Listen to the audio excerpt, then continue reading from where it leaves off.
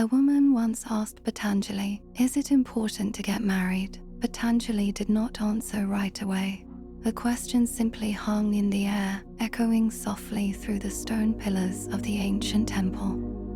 There was no rush and no fear of the silence, only the sound of the wind whispering through the leaves. Patanjali sat so still that he looked like part of the earth itself, part of the stone, part of the silence. He had become thin, almost transparent, filled with a deep and heavy peace. He hadn't just given up comfort, he had given up the idea of who he was.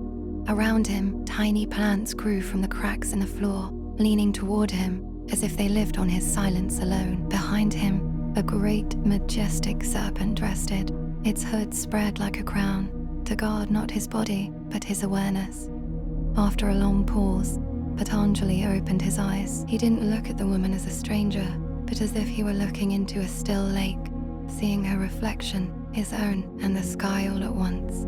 Softly, he spoke. "If you seek company, marriage may give you that.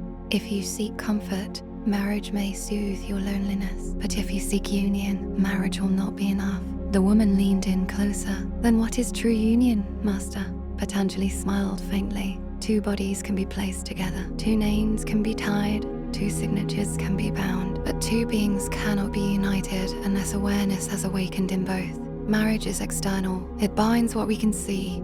But union is invisible. It happens inside. When you become truly aware, you realize you are already connected, not just to one person, but to all of existence." The woman looked confused. "So, should one avoid marriage?" Patanjali's eyes softened. "Avoiding is just the other side of attachment. Avoiding marriage is not wisdom. Being awake within it, that is wisdom." He pointed to the plants growing around his body. "Look at these plants. They do not cling to me. They simply grow in my presence. Naturally, love is like that. It grows where awareness exists. But where there is fear or the desire to own another person, love cannot take root." He continued, "Marriage can bind the bodies, but only awareness can unite the beings. Awareness does not come from a relationship. It brings clarity to the relationship. It does not ask, 'Should I marry?'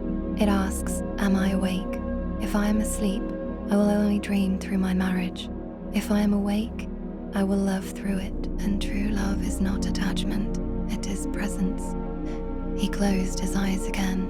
The woman felt something shift deep inside her. Her question was no longer about marriage. It had silently turned inward. She began to wonder, who am I when no role, no relation, and no fear remains? She bowed quietly and walked away. She did not have an answer, but she had something far more precious, a beginning.